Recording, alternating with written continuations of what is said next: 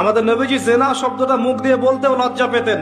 একজন সাহাবী এসেছেন, এসে বলেছেন যে আমি অন্যায় করেছি ইয়া রাসূলুল্লাহ, আমি অন্যায় করেছি ইয়া রাসূলুল্লাহ, আমাকে পবিত্র করুন, দুনিয়াতে আমাকে শাস্তি দিয়ে দিন, পরকালে আমাকে কোনো শাস্তি দিয়েন না।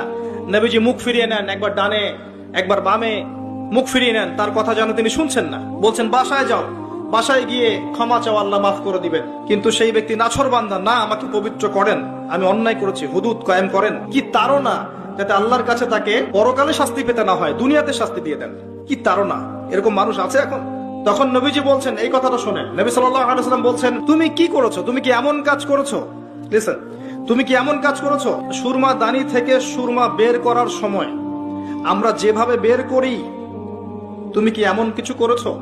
খেয়াল করে দেখেন, প্রিয় নবী সাল্লাল্লাহু আলাইহি ওয়াসাল্লাম মুখে জেনা শব্দটা বলছেনও না, বলতেও চাচ্ছেন না।